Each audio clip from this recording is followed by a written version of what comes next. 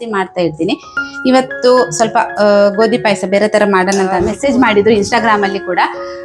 ಎಲ್ಲರಿಗೂ ಕೂಡ ಇಲ್ಲೇ ರಿಪ್ಲೈ ಮಾಡ್ತೀನಿ, ಹಾಕೊಂಡು ತೋರಿಸ್ತೀನಿ ಎಲ್ಲಿ ತನಕ ಬರ್ತೀನಿ. ಪ್ರತಿ ವರ್ಷ ನಾನು ಹೀಗೆ ಮಾಡೋದು. ಅಮ್ಮ ಇದ್ರೆ ತುಂಬಾ ಚಂದ ಕಟ್ತಾರೆ, ನನ್ಗಾಗಲ್ಲ. ಹಲೋ, ಎಲ್ರಿಗೂ ನಮಸ್ಕಾರ. Welcome to my YouTube channel.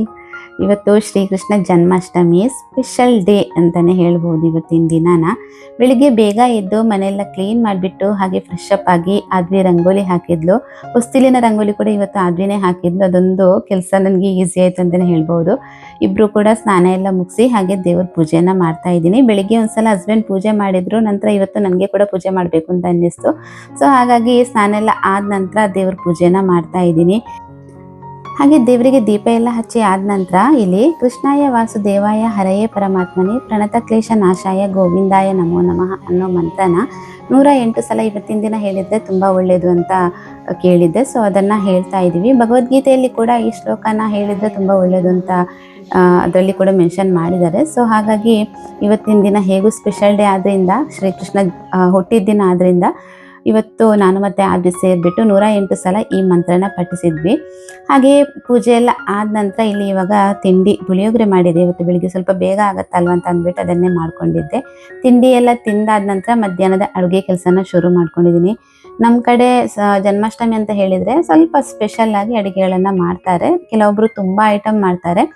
Time ಇದ್ದಾಗೆ ಅಂದರೆ ನನಗೆ ಕೂಡ ವೆರೈಟಿ ಅಡುಗೆಗಳನ್ನು ಮಾಡಬೇಕು ಅಂತ ಆಸೆ, ಬಟ್ ಟೈಮ್ ಇರಲಿಲ್ಲ, ಅಷ್ಟೊಂದು ಟೈಮ್ ಇರಲಿಲ್ಲ. ನಂದು ತಿಂಡಿ ಆಗಬೇಕಿದ್ರೇ 11:30 ಆಗಿದೆ. ಸೊ ಹಾಗಾಗಿ ಸ್ವಲ್ಪ ಏನೋ 1-2-3 ಐಟಮ್ಗಳನ್ನು ಮಾಡೋಣ ಅಂತ ಅಂದ್ಬಿಟ್ಟು ಇಲ್ಲಿ ಅಡುಗೆಗೆ ರೆಡಿ ಮಾಡ್ತಾ ಇದ್ದೀನಿ. ಎಲ್ಲ ತರಕಾರಿಗಳನ್ನು ಹಾಕಿಬಿಟ್ಟು ಒಂದು ಸಾಂಬಾರು ಥರ ಮಾಡಿಕೊಂಡೆ. ಹಾಗೆ ಆಲೂಗಡ್ಡೆ ಆಮೇಲೆ ಹೆಸರು ಕಾಳನ್ನು ಹಾಕಿಬಿಟ್ಟು ಒಂದು ಸ್ವಲ್ಪ ಗ್ರೇವಿ ಥರ ಮಾಡಿಕೊಂಡೆ. ಹಾಯ್, ನಮಸ್ಕಾರ ಎಲ್ರಿಗೂ. ನನ್ನೆಲ್ಲ ಪ್ರೀತಿಯ ಸ್ನೇಹಿತರಿಗೆ ಶ್ರೀಕೃಷ್ಣ ಜನ್ಮಾಷ್ಟಮಿಯ ಹಾರ್ದಿಕ ಶುಭಾಶಯಗಳನ್ನು ತಿಳಿಸ್ತಾ ಇದ್ದೀನಿ. ಟೈಮ್ ಈಗ 2 ಗಂಟೆ ಆಗ್ತಾ ಬಂತು.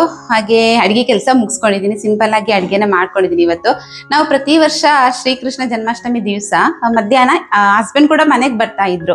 ಎಲ್ಲರೂ ಕೂಡ ಒಟ್ಟಿಗೆ ಕೂತ್ಕೊಂಡು ಬಾಳೆಲೆನಲ್ಲಿ ಊಟ ಮಾಡ್ತಾ ಇದ್ವಿ. ಸೊ ಇವತ್ತು ಅವ್ರು ಸ್ವಲ್ಪ ಬ್ಯುಸಿ ಇರೋದ್ರಿಂದ ನೈಟ್ ಬರ್ತೀನಿ ಅಂತ ಹೇಳಿದ್ರು. ನೈಟ್ ಊಟ ಮಾಡೋಣ ಒಟ್ಟಿಗೆ ಕೂತ್ಕೊಂಡು ಅಂತ ಹೇಳಿದ್ದಾರೆ. ಸೊ ಹಾಗಾಗಿ ಮಧ್ಯಾಹ್ನ ನಾನು ಮತ್ತೆ ಮಕ್ಕಳು 3 ಜನ ಇರೋದ್ರಿಂದ ಬಟ್ಲಲ್ಲಿ ಊಟ ಮಾಡ್ತೀವಿ. ಸಿಂಪಲ್ ಆಗಿ ಮಾಡ್ಕೊಂಡಿದ್ದೀನಿ ಅಡುಗೆನ. ಜಾಸ್ತಿ ವೆರೈಟಿ ಅಡುಗೆ ಅಂತ ಏನು ಮಾಡ್ಕೊಂಡಿಲ್ಲ.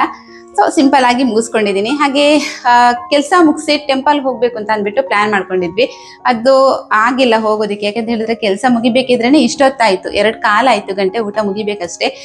ಇಷ್ಟೊತ್ತಾಯ್ತು. ಎಲ್ಲ ಕೆಲಸ ಮುಗಿಬೇಕಿದ್ರೆ ಮನೆ ಕ್ಲೀನಿಂಗ್ ಕೆಲಸ ಮೇಯ್ನ್ ಅಲ್ವಾ. ಕ್ಲೀನಿಂಗ್ ಕೆಲಸ ಮಾಡ್ಕೋಬೇಕಿದ್ರೇನೆ ತುಂಬಾನೇ ಟೈಮ್ ಹಿಡಿಯುತ್ತೆ. ಈ ಬಟ್ಟೆ ಒಗೆಯೋದಿರ್ಬೋದು, ಮನೆ ಕ್ಲೀನ್ ಮಾಡೋದಿರ್ಬೋದು, ಪಾತ್ರೆ ತೊಳೆಯೋದಿರ್ಬೋದು, ಈ ಥರ ಎಲ್ಲ ಕೆಲಸಗಳನ್ನ ಮುಗಿಸ್ಬೇಕಿದ್ರೆ ಟೈಮ್ ಸ್ವಲ್ಪ ಜಾಸ್ತಿ ಬೇಕಾಗತ್ತೆ. ಹಾಗೆ ಅಡುಗೆ ಕೂಡ ಮಾಡೋದಕ್ಕೆ ಇರೋದ್ರಿಂದ ಇನ್ನೂ ಸ್ವಲ್ಪ ಟೈಮ್ ಜಾಸ್ತಿ ಬೇಕು. ಸೊ ಆಗಿಲ್ಲ ಟೆಂಪಲ್ಗೆ ಹೋಗೋದಕ್ಕೆ. ಇನ್ನು ನೆಕ್ಸ್ಟ್ ಸಂಡೇ ಹೋಗಬೇಕು ಅಂತ ಪ್ಲ್ಯಾನ್ ಮಾಡ್ಕೊಂಡಿದ್ದೀವಿ. ನೋಡೋಣ ಏನೆಲ್ಲ ಆಗತ್ತೆ ಅಂತ.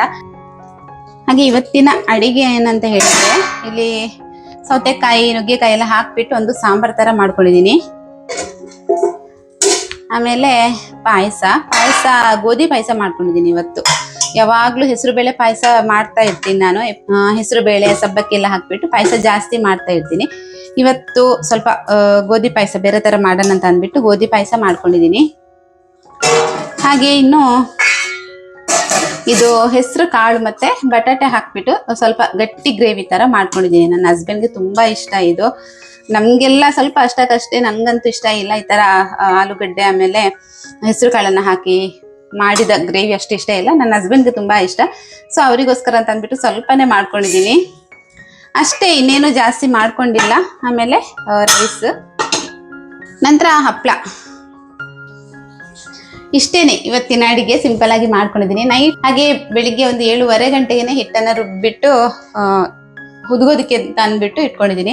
ಸಂಜೆ ಒಂದು 5 ಗಂಟೆ ನಂತರ ನಾನು ಇದನ್ನ ಕೊಟ್ಟಿಗೆ ಬೇಯೋದಕ್ಕೆ ಇಟ್ಕೋತೀನಿ. ಸೊ ಇಷ್ಟೇ ಇವತ್ತಿನ ಒಂದು ನಮ್ಮ ಮನೆಯ ಶ್ರೀಕೃಷ್ಣ ಜನ್ಮಾಷ್ಟಮಿ ಅಂತ ಹೇಳಿದ್ರೆ ಸಿಂಪಲ್ ಆಗಿ ಈ ತರ ನಾವು ಸೆಲೆಬ್ರೇಷನ್ ಮಾಡ್ತೀವಿ ಮನೆಯಲ್ಲಿ.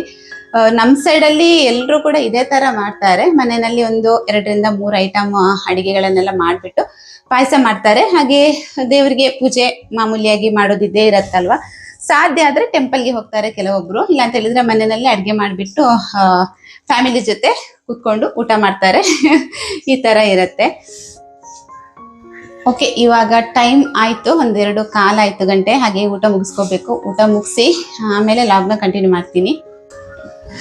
ವರಮಹಾಲಕ್ಷ್ಮಿ ಪೂಜೆ ದಿವಸ ಈ ಸಾರಿ ಉಟ್ಕೊಂಡಿದ್ದೆ ಅಲ್ವಾ, ತುಂಬಾ ಕಮೆಂಟ್ ಬಂದಿತ್ತು ನನಗೆ, ಸ್ಯಾರಿಗೆ ಎಷ್ಟು ಕೊಟ್ರಿ, ಹಾಗೆ ಎಲ್ಲಿಂದ ತಗೊಂಡ್ರಿ ಅಂತ ಅಂದ್ಬಿಟ್ಟು. ಯೂಟ್ಯೂಬಲ್ಲಿ ಕೂಡ ಕಮೆಂಟ್ ಬಂದಿತ್ತು, ಹಾಗೆ ಇನ್ಸ್ಟಾಗ್ರಾಮಲ್ಲಿ ತುಂಬಾ ಜನ ಮೆಸೇಜ್ ಮಾಡಿದ್ರು, ಸಾರಿ ತುಂಬಾನೇ ಚೆನ್ನಾಗಿದೆ, ಹಾಗೆ ಎಲ್ಲಿಂದ ತಗೊಂಡ್ರಿ, ಪ್ರೈಸ್ ಎಷ್ಟು ಮೆಸೇಜ್ ಮಾಡಿದ್ರು ಇನ್ಸ್ಟಾಗ್ರಾಮಲ್ಲಿ ಕೂಡ. ಎಲ್ಲರಿಗೂ ಕೂಡ ಇಲ್ಲೇ ರಿಪ್ಲೈ ಮಾಡಿ. ಸಾಫ್ಟ್ ಸಿಲ್ಕ್ ಸಾರಿ, ಈ ಸಾರಿಗೆ ಸಾಫ್ಟ್ ಸಿಲ್ಕ್ ಅಂತ ಹೇಳ್ತೀವಿ. 2000 ಇಂದ ಸ್ಟಾರ್ಟ್ ಆಗತ್ತೆ. ಇದು ಕ್ವಾಲಿಟಿ ಚೇಂಜ್ ಆಗ್ತಾ ಇದ್ದಾಗೇನೆ ಪ್ರೈಸ್ ಕೂಡ ಹೈ ಆಗ್ತಾ ಹೋಗುತ್ತೆ. ನಾನು ಕೊಟ್ಟಿರುವಂತದ್ದು ಈ ಸಾರಿಗೆ 1900 ಅಷ್ಟೇನೆ. ಆಕ್ಚುಲಿ ಇದರ ಪ್ರೈಸ್ 2200. ನಾನು ಡಿಸ್ಕೌಂಟ್ ಅಲ್ಲಿ ತಗೊಂಡಿರೋದ್ರಿಂದ ಸ್ವಲ್ಪ ಒಂದು 20% ಏನೋ ಡಿಸ್ಕೌಂಟ್ ಆಯ್ತು, ನನಗೆ 1900 ಕೊಟ್ಟಿದ್ದೀನಿ. ಬಂಟ್ವಾಳದಲ್ಲಿ ಅಂಚನ್ಸ್ ಅಂತ ಅಂದ್ಬಿಟ್ಟು ಒಂದು ಶಾಪ್ ಇದೆ, ಬೈಪಾಸ್ ಅಲ್ಲಿ ಇರೋದು ಆ ಶಾಪ್. ಪೇಟೆಯಲ್ಲಿ ಕೂಡ ಇದೆ ಅಂತ ಕೇಳಿದ್ದೀನಿ, ನಾನು ಹೋಗಿಲ್ಲ ಮಾತ್ರ. ಆ ಶಾಪ್ ಇಂದ ತಗೊಂಡಿರೋದು. ಮಧ್ಯೆ ಮಧ್ಯೆ ಈ ತರ ಗೋಲ್ಡನ್ ದೊಡ್ಡ ಬುಟ್ಟಾಸ್ ಕೊಟ್ಟಿದ್ದಾರೆ, ದೊಡ್ಡದು. ಹಾಗೆ ಬಾರ್ಡರ್ ಅಲ್ಲಿ ಕೂಡ ಅಷ್ಟೇನೆ, ಎಲ್ಲ ಕಡೆ ಈ ಏನೋ ಬುಟ್ಟಾಸ್ ಬಂದಿದೆ ಅಲ್ವಾ, ಅದಿಲ್ಲ. ಕೆಲವೊಂದ್ ಕಡೆ ಮಾತ್ರ ಇದೆ ನೋಡಿ, ಇಲ್ಲಿ ಇದೆ. ಕೆಲವೊಂದ್ ಕಡೆ ದೂರ ದೂರ ಕೊಟ್ಟಿದ್ದಾರೆ ಮಾತ್ರ, ಹತ್ರ ಇಲ್ಲ, ದೂರ ದೂರ ಇದೆ. ಹಾಗೆ ಸಾರಿ ಮಾತ್ರ ತುಂಬಾನೇ ಸಾಫ್ಟ್ ಆಗಿದೆ, ಈಸಿಯಾಗಿ ನಮ್ಗೆ ಉಟ್ಕೋಬಹುದು. ಗೊಂಡೆ ಕೊಟ್ಟಿದ್ದಾರೆ, ಇದರಲ್ಲಿ ಸಾರಿಯಲ್ಲೇ ಬಂದದ್ದು. ಸ್ವಲ್ಪ ಉದ್ದ ಇದೆ ನೋಡಿ, ಈ ತರ ಬಂದಿದೆ. ಸಾಫ್ಟ್ ಸಿಲ್ಕ್ ಸಾರಿಯಲ್ಲಿ ಈ ತರ ಇದು ಕೊಟ್ಟಿರ್ತಾರೆ, ಈ ತರ ಏನು ಕುಚ್ಚು ಅಂತ ಹೇಳ್ತೀವಿ ನಮ್ಮ ಸೈಡ್ ಅಲ್ಲಿ. ಗೊಂಡೆ ಅಂತ ಹೇಳೋದು ನಾವು, ಕುಚ್ಚು ಅಂತ ತುಂಬಾ ಕಡಿಮೆ ಹೇಳೋದು. ಸಾರಿ ಕುಚ್ಚು ಈ ತರ ಕೊಟ್ಟಿರ್ತಾರೆ ಸಾಫ್ಟ್ ಸಿಲ್ಕ್ ಅಲ್ಲಿ. ಸೊ ಇವಾಗ ಡೌಟ್ ಕ್ಲಿಯರ್ ಆಗಿದೆ ಅಂತ ಅನ್ಕೋತೀನಿ. 1900 ಕೊಟ್ಟಿರುವಂತದ್ದು ನಾನು ಈ ಸಾರಿಗೆ. ಹಾಗೆ ಬ್ಲೌಸ್ ಗ್ರೀನ್ ಕಲರ್ ಅಲ್ಲೇ ಇದೆ, ಅದ್ರದ್ದು ನೋಡಿರ್ಬಹುದು ನೀವು. ನೋಡಿ, ಈ ತರ ಗ್ರೀನ್ ಕಲರ್ ಅಲ್ಲೇ ಇದೆ. ನಾನು ಏನ್ ಮಾಡಿದೆ ಅಂತ ಹೇಳಿದ್ರೆ, ಈ ಬ್ಲೌಸಿಗೆ ಬ್ಯಾಕ್ ಸೈಡ್ ಈ ತರ ಮೆರೂನ್ ಕಲರ್ ಅಲ್ಲಿ ಪೈಪಿಂಗ್ ಕೊಟ್ಟಿದ್ದೀನಿ ನೋಡಿ. ಕೈಗೆ ಕೂಡ ಇಲ್ಲಿಗೆ ಜಿಗ್ಜಾಗ್ ಕೊಟ್ಟು ಹಾಗೆ ಪೈಪಿಂಗ್ ಮಾಡಿಸಿದ್ದೇನೆ, ಮೆರೂನ್ ಕಲರ್ ಅಲ್ಲಿ ಪೈಪಿಂಗ್ ಮಾಡಿಸಿದ್ದೀನಿ. ಹಾಗೆ ಫ್ರಂಟ್ ಸೈಡ್ಗೆ ಮಾತ್ರ ಈ ತರ ವರ್ಕ್ ಮಾಡೋದಕ್ಕೆ ಕೊಟ್ಟಿದ್ದೆ ನೋಡಿ. ಈ ತರ ಬ್ಯಾಕ್ ಬೇಡ, ಫ್ರಂಟ್ಗೆ ಮಾತ್ರ ಮಾಡಿ ಅಂತ ಹೇಳಿದೆ. ನಾನು ಹೇಳಿರೋದು ಬೇರೆ ತರ, ಅಂದ್ರೆ ನನಗೆ ಇಲ್ಲಿ ತನಕ ಬೇಕಿತ್ತು ನೋಡಿ, ಇಲ್ಲಿ ತನಕ ಫುಲ್ ಕವರ್ ಆಗ್ಬೇಕಿತ್ತು, ಆ ತರ ಹೇಳಿದೆ ನಾನು. ಬಟ್ ವರ್ಕ್ ಮಾಡೋರು ಸ್ವಲ್ಪ ಮಿಸ್ಟೇಕ್ ಮಾಡಿದ್ದಾರೆ. ನಮ್ಮ ಟೈಲರ್ ಕರೆಕ್ಟ್ ಆಗಿ ಹೇಳಿದ್ದಾರೆ, ಡಿಸೈನ್ ಎಲ್ಲ ಕರೆಕ್ಟ್ ಆಗಿ ಮಾಡಿದ್ರು. ಅವ್ರಿಗೆ ಏನು ಅರ್ಥ ಆಗಿಲ್ಲ ಅಂತ ಅನ್ಸುತ್ತೆ ನನಗೆ. ನಾನು ಹೇಳಿದ್ದು ಇಲ್ಲಿ ತನಕ ಇಲ್ಲೇ ಕಟ್ ಆಗ್ಲಿ, ಫುಲ್ ಇಲ್ಲಿ ಕವರ್ ಆಗೋ ತನಕ ಇಲ್ಲಿ ಮಾತ್ರ ಡಿಸೈನ್ ಮಾಡಿಸಿ ಅಂತ ಹೇಳಿದೆ. ಸ್ವಲ್ಪ ಡಿಫ್ರೆಂಟ್ ಆಗಿರುತ್ತೆ ಡಿಸೈನ್ ಅಂತ ಅಂದ್ಬಿಟ್ಟು ಆ ತರ ಮಾಡಿ ಅಂತ ಹೇಳಿದೆ. ಅವರು ಈ ತರ ನಾರ್ಮಲ್ ಆಗಿ ನಾವು ಎಲ್ಲ ಬ್ಲೌಸ್ ಗಳಿಗೆ ಮಾಡ್ತೀವಲ್ವಾ, ಸೊ ಆ ತರ ಮಾಡ್ಕೊಟ್ಟಿದ್ದಾರೆ. ಪರವಾಗಿಲ್ಲ, ಚಂದ ಕಾಣ್ತಾ ಇತ್ತು. ಮಾತ್ರ ಬ್ಯಾಕ್ ಸೈಡ್ಗೆಲ್ಲ ಮಾಡಿಸಿಲ್ಲ ನಾನು, ಬೇಡ ಅಂತ ಅಂದ್ಬಿಟ್ಟು. ಇನ್ನೊಂದೇನಂತ ಹೇಳಿದ್ರೆ, ನಾನು ಗೋಲ್ಡ್ ಸರ ಹಾಕಿದ್ದೆ ವರಮಹಾಲಕ್ಷ್ಮಿ ಪೂಜೆ ದಿವಸ. ಗೋಲ್ಡ್ ಸರ ಹಾಕಿದ್ದೆ ಅಲ್ವಾ, ಅದ್ ಸರ ನಮ್ಮ ಅಮ್ಮಂದು ನಾನು ಹಾಕಿರುವಂತದ್ದು ಆ ದಿನ. ಅದ್ರದ್ದು ಡಿಸೈನ್ ತೋರಿಸಿ ಅಂತ ಒಬ್ರು ಕೇಳ್ತಾನೆ ಇದ್ದಾರೆ, ನಿಮ್ಮ ಗೋಲ್ಡ್ ಸರದ್ದು ಡಿಸೈನ್ ತೋರಿಸಿ ಅಂತ ಅಂದ್ಬಿಟ್ಟು ಕೇಳ್ತಾ ಇದ್ದಾರೆ. ನಾನು ಪೂಜೆ ದಿವಸ ಹಾಕೊಂಡಿರುವಂತದ್ದು ನಮ್ಮ ಅಮ್ಮನ ಸರ, ಅದು ಡಿಸೈನ್ ತೋರ್ಸೋಣ ಅಂತ ಹೇಳಿದ್ರೆ ಅಮ್ಮ ಇಲ್ಲ, ಅಮ್ಮ ಊರಿಗೆ ಹೋಗಿದ್ದಾರೆ. ಸೊ ನೆಕ್ಸ್ಟ್ ಟೈಮ್ ಯಾರಿಗಾದ್ರೂ ಬೇಕಿದ್ರೆ ಕೇಳಿ, ಅವಾಗ ಬಂದಾಗ ತೋರಿಸ್ತೀನಿ. ಹಾಗೆ ನನ್ನ ಗೋಲ್ಡ್ ಸರದ್ದು ನಾನು ಡಿಸೈನ್ ತೋರಿಸ್ತೀನಿ ನಿಮ್ಗೆ. ಹಾಗೆ ಪಾಪ ತುಂಬಾ ಸಲ ಕಮೆಂಟ್ ಮಾಡಿದ್ರು, ಒಬ್ರು ತೋರ್ಸಿ ಅಕ್ಕ, ಚೈನ್ ತೋರಿಸಿ, ಹಾಗೆ ಅದರ ಒಂದು ಡಿಸೈನ್ ತೋರಿಸಿ, ಎಷ್ಟು ಗ್ರಾಮ್ ಇದೆ ಅಂತ ಅಂದ್ಬಿಟ್ಟು ಹೇಳಿ ಅಂತ ಅಂದ್ಬಿಟ್ಟು. ಅದನ್ನು ಕೂಡ ಇವತ್ತು ಕ್ಲಿಯರ್ ಮಾಡ್ತೀನಿ ನೋಡಿ. ನನ್ನ ಗೋಲ್ಡ್ ಚೈನ್ ಇದು, ಮೊನ್ನೆ ಹಾಕೊಂಡಿರುವಂತದ್ದು ಅಮ್ಮಂದು, ಇದು ನಂದು. ಇದು ತುಂಬಾ ವರ್ಷ ಆಯ್ತು ಇದಕ್ಕೆ. ಸಾಧಾರಣ ಒಂದು ನನ್ನ ತಂಗಿ ಮದುವೆ ಟೈಮಲ್ಲಿ ನಾನು ತಗೊಂಡಿರುವಂತದ್ದು ಇದು. ಇದಕ್ಕೆ ಒಂದು 10-11 ವರ್ಷ ಆಯ್ತು ಅಂತ ಅನ್ಕೋತೀನಿ. ತುಂಬಾ ಹಳೇದು. ಈ ತರ ಇದೆ ನೋಡಿ ಡಿಸೈನ್, ಈ ತರ ಇದೆ. ಇನ್ನು ಗ್ರಾಮ್ ಇದ್ರಲ್ಲಿ ಎಷ್ಟಿದೆ ಅಂತ ಹೇಳ್ಬೇಕು ಅಂತ ಹೇಳಿದ್ರೆ 30 ಗ್ರಾಮ್ ಇದೆ. ಸ್ವಲ್ಪ ಕಡಿಮೆ ಇತ್ತು ನಾವು ತಗೋಬೇಕಿದ್ರೆ. ಮತ್ತೆ ನಾನು ಏನ್ ಮಾಡಿದೆ ಅಂತ ಹೇಳಿದ್ರೆ, ಪೆಂಡೆಂಟ್ ತುಂಬಾನೇ ಚಿಕ್ಕದಿತ್ತು, ಚಿಕ್ಕ ಪೆಂಡೆಂಟ್ ಇತ್ತು. ಮತ್ತೆ ಸೈಡ್ಗೆಲ್ಲ ಈ ಡಿಸೈನ್ ವಾಪಸ್ ನಾನು ಕೊಟ್ಟು ಮಾಡಿಸಿರುವಂತದ್ದು. ಸೊ ಹಾಗಾಗಿ ಸ್ವಲ್ಪ ದೊಡ್ಡದಾಗಿ ಕಾಣುತ್ತೆ ಪೆಂಡೆಂಟ್. ಜಾಸ್ತಿ ಏನಿಲ್ಲ, 30 ಗ್ರಾಮ್ ಇದೆ ಇದರಲ್ಲಿ ಅಷ್ಟೇನೆ. 3.25 ಪವನ್ ಇತ್ತು, ಎಲ್ಲ ಟೋಟಲ್ ಸೇರಿ 3.25 ಪವನ್ ಇತ್ತು. ಲೆಂತ್ ಏನು ಜಾಸ್ತಿ ಇಲ್ಲ, ಸ್ವಲ್ಪ ಶಾರ್ಟ್ ಆಗಿ ಇದೆ. ಹಾಕೊಂಡು ತೋರಿಸ್ತೀನಿ ಎಲ್ಲಿ ತನಕ ಬರುತ್ತೆ ಲೆಂತ್ ಅಂತ ಅಂದ್ಬಿಟ್ಟು. ನೋಡಿ, ಇಲ್ಲಿ ತನಕ ಬರುತ್ತೆ ನೋಡಿ, ಈ ತರ ಕಾಣುತ್ತೆ. ಹಾಕೋಬೇಕಿದ್ರೆ ತುಂಬಾನೇ ಚೆನ್ನಾಗಿ ಕಾಣಿಸುತ್ತೆ. ಮಾತ್ರ ಇದು ಸ್ವಲ್ಪ ಅಗಾಲ ಡಿಸೈನ್ ಅಲ್ವಾ, ಹಾಗಾಗಿ ಲಾಂಗ್ ಕರಿಮಣಿ ಹಾಕ್ಬೇಕಿದ್ರೆ ತುಂಬಾನೇ ಚೆನ್ನಾಗಿ ಕಾಣಿಸುತ್ತೆ ನೋಡಿ. ಈ ತರ ಇದೆ. ಈಗ ಸಂಜೆ ಕೊಟ್ಟಿಗೆ ಬೇಯಲಿಕ್ಕೆ ಇಡುವಂತಹ ಟೈಮು. ಎಲೆನ ಕಟ್ತಾ ಇದ್ದೀನಿ. ಈ ತರ ಬಾಳೆ ಎಲೆ ಇರುತ್ತಲ್ವಾ, ಸೊ ಅದನ್ನ ತಂದ್ಬಿಟ್ಟು ಬಾಡಿಸಿ ಮಾಡುವಂಥದ್ದು. ಇದನ್ನ ಮಾಡ್ತಾ ಇರ್ಬೇಕಿದ್ರೆ ನನ್ನ ಅಪ್ಪ, ನಮ್ಮ ಅಮ್ಮ, ನಮ್ಮ ಅಜ್ಜಿ ಎಲ್ಲರೂ ನೆನಪಿಗೆ ಬರ್ತಾ ಇದ್ದಾರೆ ನನಗೆ. ಯಾಕಂತ ಹೇಳಿದ್ರೆ ನಾವು ಚಿಕ್ಕವ್ರು ಇರ್ಬೇಕಿದ್ರೆ ನಮ್ಮ ಅಪ್ಪ ಚೆನ್ನಾಗಿರೋ ಎಲೆನ ತಂದ್ಬಿಟ್ಟು ದೊಡ್ಡ ದೊಡ್ಡ ಕೊಟ್ಟಿಗೆ ಮಾಡ್ತಾ ಇದ್ರು. ನನಗೆ ಬರಲ್ಲ, ಕರೆಕ್ಟಾಗಿ ಕಟ್ಟೋದಕ್ಕೆ ಬರಲ್ಲ. ಯಾರಾದರೂ ಹಿರಿಯರು ನೋಡ್ತಾ ಇದ್ರೆ ಮಾತ್ರ ಇವಳೇನೋ ಮಕ್ಕಳಾಟ ಮಾಡ್ತಾ ಇದ್ದಾಳೆ ಅಂತ ಅನ್ಕೋತಾರೆ. ನನಗೆ ಅಷ್ಟೊಂದು ನೀಟಾಗಿ ಕಟ್ಟೋದಕ್ಕೆ ಬರಲ್ಲ. ಹೇಗೋ ನನಗೆ ಎಷ್ಟು ಆಗತ್ತೋ ಅಷ್ಟು ಕಟ್ತೀನಿ. ಫಿನಿಶಿಂಗ್ ಎಲ್ಲ ಏನೂ ಇಲ್ಲ ನೋಡಿ, ಇಲ್ಲ ಅಂತ ಹೇಳಿದ್ರೆ ತುಂಬ ಚೆನ್ನಾಗಿ ಫಿನಿಶಿಂಗ್ ಎಲ್ಲ ಬರುತ್ತೆ ಇದರದ್ದು. ನಮ್ಮ ಅಪ್ಪ ಹಾಗೆ ನಮ್ಮ ಅಜ್ಜ ಕೂಡ ತುಂಬ ಚೆನ್ನಾಗಿ ಕಟ್ತಾ ಇದ್ರು. ಅಮ್ಮ ಕೂಡ ತುಂಬ ಚೆನ್ನಾಗಿ ಕಟ್ತಾರೆ. ಒಂದೊಂದು ವರ್ಷ ಇರ್ತಾರೆ ಅಮ್ಮ ಇಲ್ಲಿ. ಈ ವರ್ಷ ಮೊನ್ನೆ ಹೋದ್ರಲ್ವಾ, ಪೂಜೆಗೆ ಬಂದಿದ್ರಲ್ವಾ, ಅವರು ಹೋದ್ರು. ಇಲ್ಲ ಅಂತ ಹೇಳಿದ್ರೆ ಇರ್ತಾ ಇದ್ರು. ಅವರಿಗೂ ಮನೆಯಲ್ಲಿ ಮಾಡ್ಬೇಕಲ್ವಾ ಹಬ್ಬ, ಸೊ ಹಾಗಾಗಿ ಹೋದ್ರು. ಹೊಸ ಮನೆ ಬೇರೆ, ಹಾಗಾಗಿ ನಾನು ಏನೋ ನನಗೆ ಎಷ್ಟು ತಿಳಿದಿದ್ಯೋ ಅಷ್ಟನ್ನ ಕಟ್ತಾ ಇದ್ದೀನಿ. ಕೆಲವೊಂದ್ಸಲ ನನ್ನ ಹಸ್ಬೆಂಡ್ ತೆಗೆದುಕೊಡ್ತಾ ಇದ್ರು ಎಲೆ ಎಲ್ಲ. ಅವರು ಮನೇಲಿದ್ರೆ ಸಂಡೇ ಒಂದೊಂದ್ಸಲ ಬರುತ್ತಲ್ವಾ ಅಷ್ಟಮಿ, ಆ ಟೈಮಲ್ಲೆಲ್ಲ ಹಸ್ಬೆಂಡ್ ಇರ್ತಾ ಇದ್ರು. ಅವರು ತೆಗೆದುಕೊಡ್ತಾ ಇದ್ರು, ಎಲೆ ಎಲ್ಲ ತೆಗೆದುಕೊಟ್ಟು ಈ ಥರ ಕಟ್ಟೋದಕ್ಕೆ ಹೆಲ್ಪ್ ಮಾಡ್ತಾ ಇದ್ರು. ಈ ವರ್ಷ ಅವರಿಗೆ ಕಾಯಕವೇ ಕೈಲಾಸ ಅಂತ ಅಂದ್ಬಿಟ್ಟು ಕೆಲ್ಸಕ್ಕೆ ಹೋಗಿದ್ದಾರೆ. ರಾತ್ರಿ ಬರ್ತೀನಿ ಅಂತ ಹೇಳ್ಬಿಟ್ಟು ಹೋಗಿದ್ದಾರೆ. ನಾನೇನೋ ನನಗೆ ಎಷ್ಟಾಗುತ್ತೋ ಅಷ್ಟು ಕಟ್ಬಿಟ್ಟು ಕೊಟ್ಟಿಗೆನ ಬೇಯೋದಕ್ಕೆ ಇಟ್ಕೋತೀನಿ.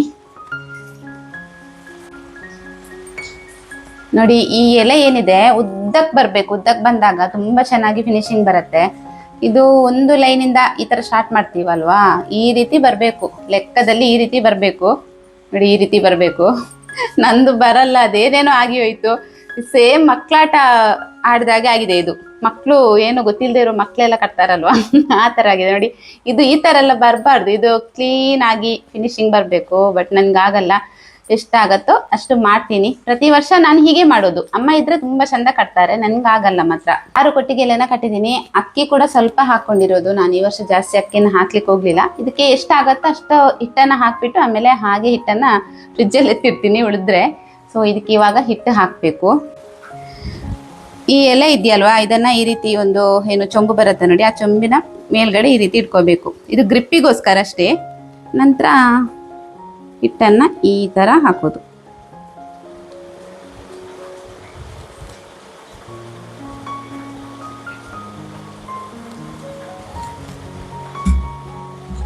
ಇದು ಮೇಲ್ಗಡೆ ಇದನ್ನು ವಾಪಸ್ ಕಟ್ಟೋದಿಕ್ಕಿಲ್ಲ, ಇದೇ ಥರ ತೆಗೆದು ಹೀಗೆ ಇಡೋದು ಅಷ್ಟೇ.